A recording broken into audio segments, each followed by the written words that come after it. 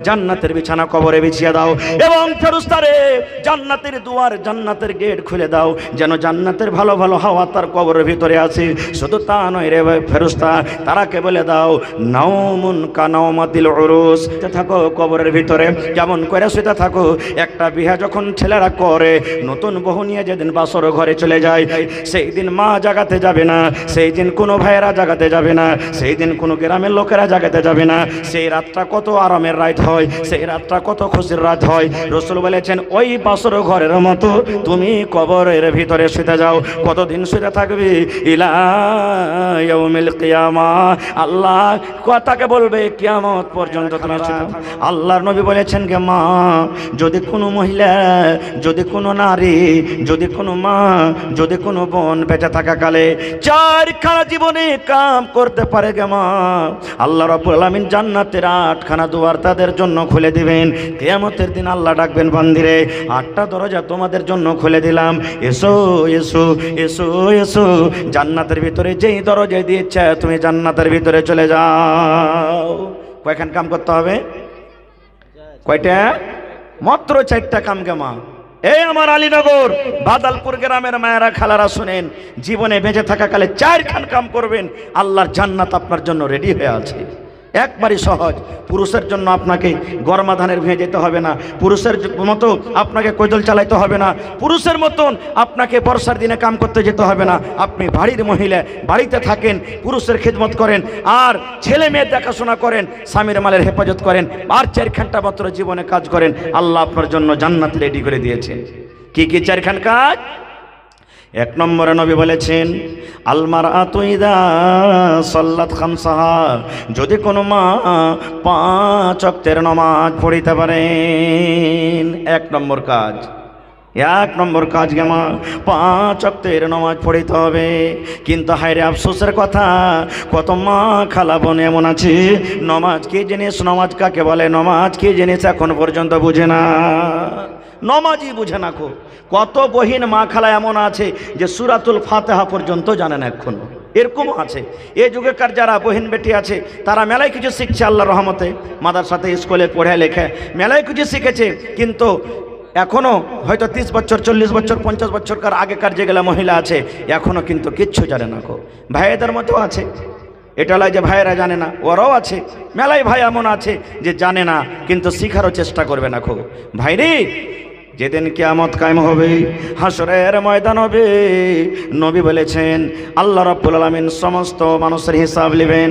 ওই কিয়ামতের দিন সমস্ত আমলের মধ্যে আল্লাহ তাবারক ওয়া তাআলা যে জিনিসটার হিসাব নেবে রে বন্ধু, সেটা হলো নামাজ, সেটা হলো নামাজ, সেটা হলো নামাজ, সেটা হলো নামাজ। নবী বলেছেন যার নামাজের হিসাব ভালো, নামাজে যে পাস হয়ে যাবে সমস্ত জায়গাতে পাস হয়ে যাবে, আর যারা নামাজে ফেল করে যাবে কিয়ামতের মাঠে কোনো জায়গাতে পাস করতে পারবে না। এত বড় নামাজটা ইবাদত, এত বড় ইবাদত। ভাই সৌদি আরবের বাজ ওলামার ফতোয়া আছে, জানেন কি? যদি আপনাকে বলি তো হয়তো মাথাতে আগুন লেগে যাবে। ওলামায়ে কেরামের ফতোয়া আছে, সৌদি আরবের বাজ ওলামার ফতোয়া, যে স্বামী স্ত্রী বিয়ে হয়েছে, বিয়ে পর যদি স্ত্রীটা নামাজ না পড়ে আর পুরুষটা নামাজ পড়ছে তোরকে তালাক হয়ে যাবে। তালাক হয়ে গেল। ইয়া পুরুষটা নামাজ পড়ছে, মেয়ে লোকটা যদি নামাজ না পড়ে তার তালাক হয়ে যাবে, তালাক হয়ে যাবে। সুবহানাল্লাহ, খালি মুখে তালাক দিলে তালাক হবে না। এবার আপনি বলেন নামাজটা কত বড় পাওয়ারফুল ইবাদত, যে নামাজ না পড়তে গেলে তালাক হয়ে যাবে স্ত্রী। সুবহানাল্লাহ।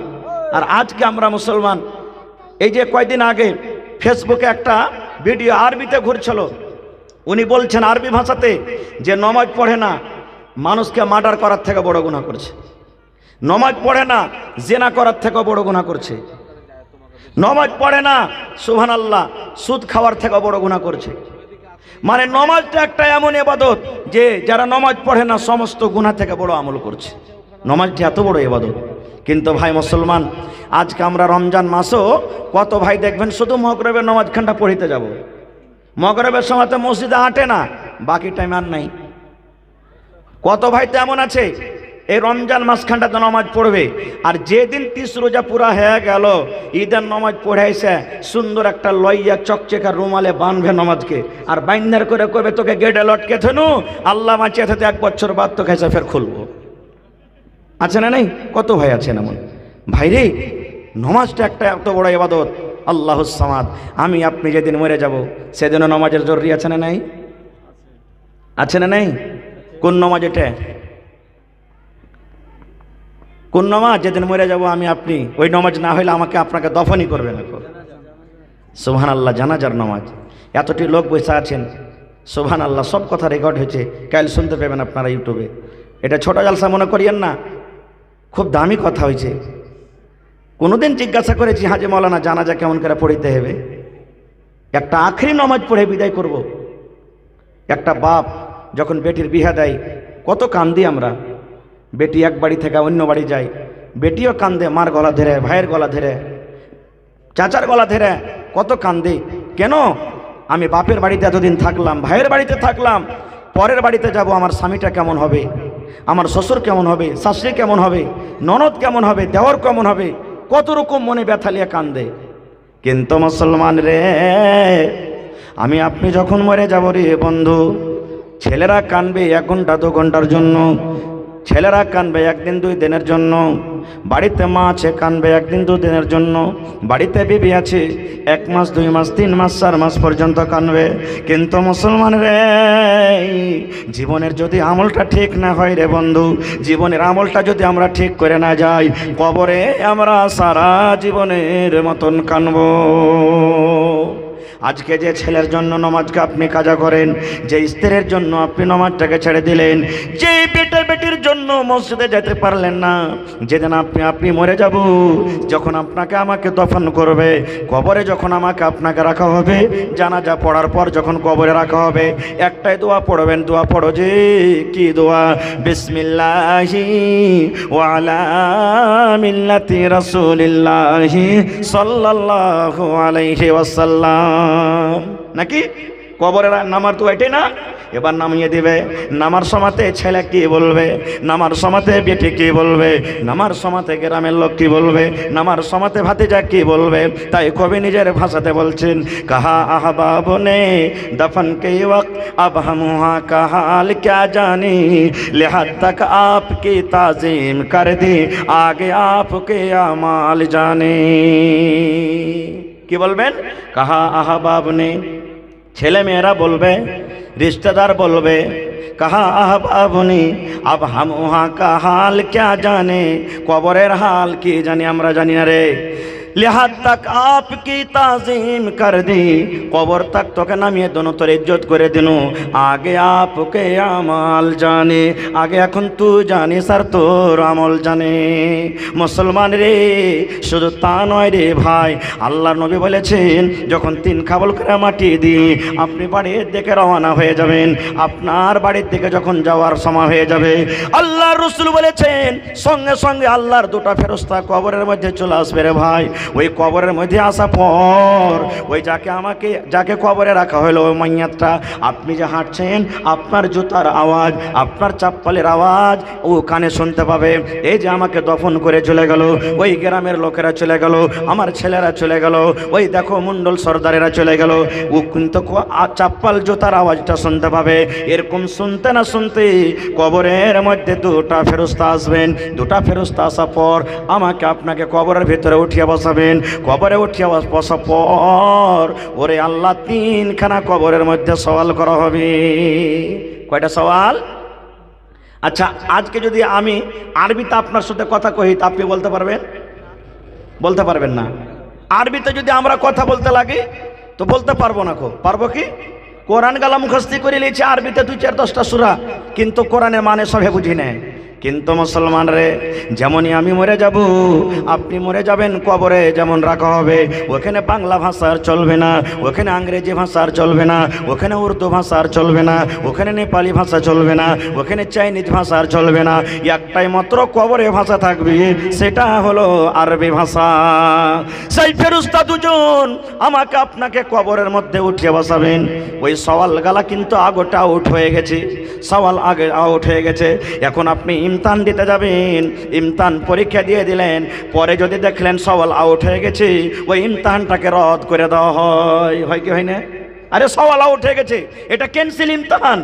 কিন্তু মুসলমান 1400 বছর আগে মাত্র নবী 3টা সওয়ালকে আউট করে দিয়েছেন, যে 3টা সওয়ালের তাইয়ারি আমাকে আপনাকে জীবন বেঁচে থাকা কালে করতে হবে। কি 3টা সওয়াল? শুধু সওয়াল আউট করেনি, নবীজি তার জীবনে জবাবও দিয়ে গেছেন, সওয়ালের জবাব দিয়ে গেছেন। কি সওয়াল করা হবে? নবী বলেছেন, বেটা ছেলে হোক কিংবা বেটি ছেলে হোক, নর হোক কিংবা নারী হোক, আল্লাহ রসুল বলেছেন ওই ফেরেশতা দুটো আসবেন আর আসার কবরের ভিতরে উঠিয়া বসাবেন। উঠিয়া বসিয়া প্রথম সওয়াল করবে, এ আল্লাহর বান্দা, রে আল্লাহর বান্দি, মান রাব্বুকা, মান রাব্বুকা, তোমার রবকে, তুমি তোমার রবকে, তোমার মালিককে, তোমার পালনহারকে, মান রাব্বুকা, তোমার রবকে। বেয়াদবি মাফ করবেন, এতটি লোক সামনে বসে আছেন, ধরেন আজকে কবর মনে করলেন বুঝার জন্য, মান রাব্বুকা, দেখি কে উত্তরটা দিবেন, যে আর উত্তর কি হবে? জি জোর করে বলেন। শিখেলেন ভাই, শিখেলেন। কারণ বেটাকে ইঞ্জিনিয়ার করব, বেটাকে ডাক্তার করব, বেটাকে হাফেজ করব, বেটাকে মৌলানা করব, 500, 1000, 2000 টাকা মাস দিয়ে টিউশন পড়াচ্ছি, কিন্তু মুসলমানরা জীবনে কোনো দিন কোনো মৌলানার কাছে কবরের তাইয়ারির জন্য আমরা টিউশন করি না। আজকে টিউশন আপনাদের। রসুল বলেছেন, যখন প্রথমে সওয়াল করা হবে মান রাব্বুকা, তোমার রবকে, ইমানদার বান্দা যদি না হয়, নেককার মানুষটা যদি না হয়, যদি জীবনে ভালো আমল না করে থাকবে, থরথর থরথর করে কাঁপতে লাগবে, কথা বুঝতে পারবে না, বলবে কি না কি বলছে, বলবে কি না কি বলছে, তখন বলবে হা হা লা আদরি, হা হা লা আদরি, আমি এটা জানি না রে ফেরেশতা, এটা আমি জানি না, এর মানে বুঝি না, আমার রবকে, আমার আল্লাহকে আমি জানি না, আমি জানি না, আমি জানি না। 3টার মধ্যে একটা ফেল। 2 নম্বর তাকে বলা হবে, মা দিনকা, তোমার দিন কি রে, তুমি কোন দিনে ছিলে, কোন ধর্মে ছিলে, কোন মাযহাবকে তুমি মানছিলে, মা দিনকা, তোমার দিন কি, তোমার ধর্ম কি, তুমি কোন দিনে ছিলে। নবী বলেছেন 2 নম্বর তাকে প্রশ্ন করা হবে, হাক্কা ভাক্কা খেয়ে যাবি। ইমানদার যদি না হয়, জীবনের আমল যদি ঠিক না হয়, তখন আবার তাকে বলবে হা হা লা আদরি, আমি জানি না, আমি বুঝি না, আমি জানি না, আমার দিন কি, আমার ধর্ম কি, জানি না। 2 নম্বর ফেল। 3 নম্বর প্রশ্ন করা হবে, মা হাদার রাজুল, নবীর একটা ফটো দেখা হবে, কিংবা তাকে বলা হবে মান নাবিয়কা, তোমার নবীর নাম কি, তোমার রসুলের নাম কি, তুমি কোন নবীর উম্মত ছিলে, তুমি কোন নবীকে মাননেওয়ালা ছিলে, তুমি কোন নবীর উম্মত ছিলে, সেই নবীটার নাম বলে দাও। কিংবা মা হাদার রাজুল, এই ফটোটাকে তুমি চিনতে পারো, এই ছবিটাকে তুমি চিনতে পারো, এই লোকটাকে। দয়ার রসুল বলেছেন, উম্মত রে, যদি লোকটা নেককার না হয়, গুনাহগার হয়, পাপী বান্দা হয়, 3 নম্বরে উত্তরে বলবি হা হা লা আদরি, আমি জানি না, আমি বুঝি না, এটাও আমি জানি না, আমার নবীর নাম কি, আমি কোন নবীর উম্মত, আমি এটাও জানি না। ওরে আল্লাহ, এবার শোনেন ভাই, রসুল বলেছেন 3টা যখন ফেল করে যাবে, আল্লাহ রাব্বুল আলামিন গায়বী আওয়াজ থেকে বলবেন, আসমান থেকে, রে আমার ফেরেশতা, এই আমার ফেরেশতারা শুন, এই আমার বান্দা কিংবা বান্দিটা মিথ্যা কথা বলেছে রে, ঝুট কথা বলেছে, আমি জানি না, আমি বুঝি না, আমি জানি না, মিথ্যা কথা বলেছে।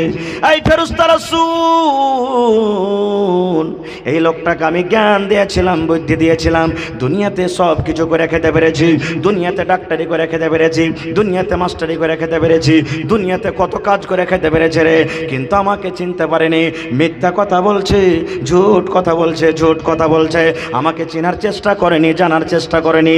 এই জন্য ফেরেশতারে, কবরকে তোমরা ছোট করে দাও, কবরকে ছোট করে দাও, কবরকে তোমরা ছোট করে দাও। এবার কবরটাকে ছোট করে দেওয়া হবে।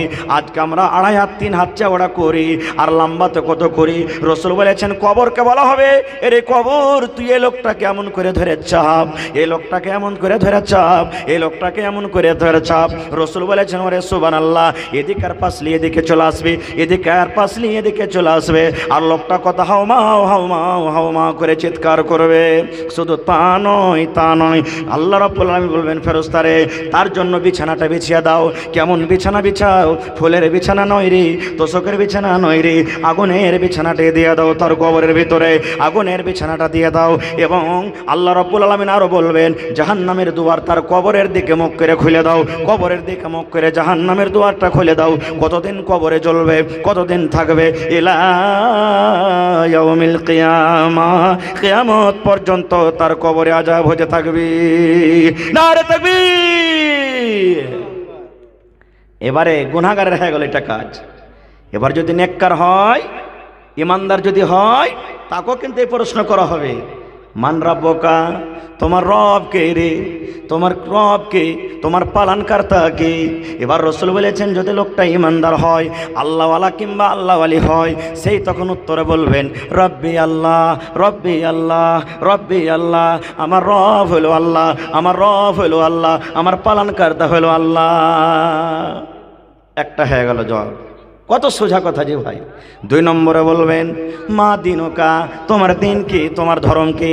নেককার যদি হয় তো লোকটা বলবেন দিন ইসলাম, আমার দিন হলো ইসলাম, আমার ধর্ম হলো ইসলাম।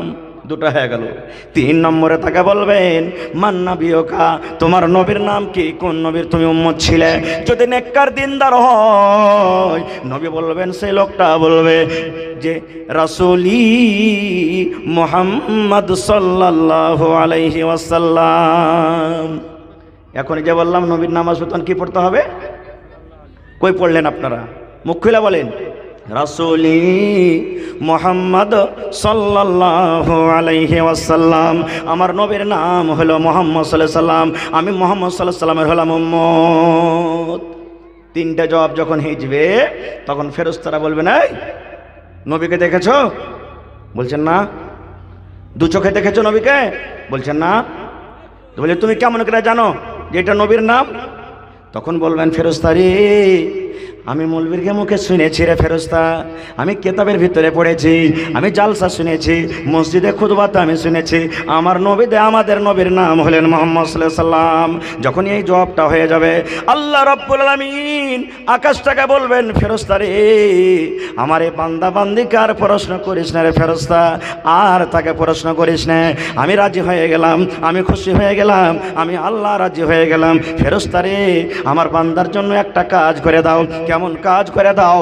কবরটাকে বড় করে দাও, কবরটাকে কোষাদা করে দাও। কত বড় বড় করা হবে? দয়ার রাসূল বলেছেন এদিকে যার তার নজর যত দূর যাবে, সামনে তার চোখের নজর যত দূর যাবে, এদিকে সামনে যার চোখের নজর অত দূর যাবে, অত বড় কবরটাকে তুমি কোষাদা করে দাও। শুধু তা নয় রে ফেরেশতা, তার বিছানা বিছিয়ে দাও। কেমন বিছানা বিছাও? জান্নাতের বিছানা বিছিয়ে দাও, জান্নাতের বিছানা কবরে বিছিয়ে দাও। এবং ফেরেশতারে জান্নাতের দুয়ার, জান্নাতের গেট খুলে দাও, যেন জান্নাতের ভালো ভালো হাওয়া তার কবরের ভিতরে আছে। শুধু তা নয় রে ফেরেশতা, তারাকে বলে দাও নাওমুন কানাওমাতিল উরুস, নাওমুন কানাওমাতিল উরুস, শুতে যাও, শুতে থাকো কবরের ভিতরে, শুতে থাকো কবরের ভিতরে। কেমন করে শুতে থাকো? একটা বিয়ে যখন ছেলেরা করে, নতুন বউ নিয়ে যেদিন বাসর ঘরে চলে যায়, নতুন বউ নিয়ে যেদিন বাসের ঘরে চলে যায়, সেই দিন মা জাগাতে যাবে না, সেই দিন কোনো ভাইয়েরা জাগাতে যাবে না, সেই দিন কোনো গ্রামের লোকেরা জাগাতে যাবে না। সেই রাতটা কত আরামের রাত হয়, সেই রাতটা কত খুশির রাত হয়। রাসূল বলেছেন ওই বাসর ঘরের মতো তুমি কবরের ভিতরে শুতে যাও। কতদিন শুতে থাকবে? ইলা ইয়াউমিল কিয়ামা, আল্লাহ কথাকে বলবে কিয়ামত পর্যন্ত তুমি শুতে থাকো। এবার নেককার মানুষটা তখন বলবে আল্লাহ তাড়াতাড়ি করে কিয়ামত করে দাও, আল্লাহ আল্লাহ তাড়াতাড়ি করে কিয়ামত করো, আল্লাহ তাড়াতাড়ি করে কিয়ামত করো। কেন করো? কিয়ামত হতে গেলে কবর থেকে বাড়িয়ে যাব, আর কিয়ামত হতে গেলে হিসাব কিতাব করে আল্লাহর জান্নাতে চলে যাব। কবরে যদি এত ভালো বিছানা পাই, কবরে যদি এত আরাম পাই, তাহলে আল্লাহর জান্নাতে কত আরাম পাবো। এই জন্য বলবেন আল্লাহ তাড়াতাড়ি করে তুমি কিয়ামত করে দাও। এবার গুনাহগার বলবে আল্লাহ রে কিয়ামত করিও না, আল্লাহ তুমি কিয়ামত করিও না, আল্লাহ কিয়ামত করিও না, আল্লাহ তুমি কিয়ামত করিও না। কেন? কবরে যদি এত শাস্তি হয়, কবরে যদি এত আযাব হয়, তাহলে জাহান্নামের ভিতরে কত আযাব হবে। আল্লাহ তুমি কিয়ামত করিও না, আল্লাহ এই কবরটা ঠিক আছে, তুমি কিয়ামত করিও না। ভাইরে এবার আর কি আযাব হয় জানেন? দয়ার রাসূল বলেছেন একটা কানা ফেরেশতা কবরে আসবে, বহরা ফেরেশতা কবরে আসবে, শুনতে পাই না, শুনতেই পাই না, বহরা ফেরেশতা কবরে আসবে। আর তার হাতে কি থাকবে? হাতুড়া থাকবে। কেমন হাতুড়া থাকবে রে ভাই? ওরে সুবহানাল্লাহ, এই দুনিয়ার হাতুড়া নয়, ওরে আল্লাহ যাকে আমরা গুর্জ বলি, দয়ার নবী বলেছেন এত ওজন, এত ভারী হাতুড়া হবে। ওই হাতুড়া খানটা যদি পাহাড়ের উপরে রাখা হয়, পাহাড়ে যদি একটা বাড়ি মারা হয়, পাহাড় পিছে পিছে ছাতু বালি হয়ে যাবে। এরকম হাতুড়ার বাড়ি ওই ফেরেশতা তাকে কবরের মধ্যে রাখবেন, তাকে মারবেন পিটবেন। ও হলো বহরা। কেন আল্লাহ তাকে বহরা করে পেটাবেন? এই জন্য বহরা করে পেটাবেন যে যখন তাকে মারা হবে ও কত হাউমাউ করে চিৎকার করবে। আর বহরা মানুষ যতই কানবে, যত চিল্লাবে মারিও না, বাঁচাও, মাকে মরে গেলাম গে মা, ও কানে শুনতে পাবে না, তার দয়াও ময়াও হবে না। হবে কি? শুনতে পাবে না, তার দয়া হবে না, লাগলো ওকে পিটতে থাকবে। কতদিন পিটবে? কিয়ামত পর্যন্ত।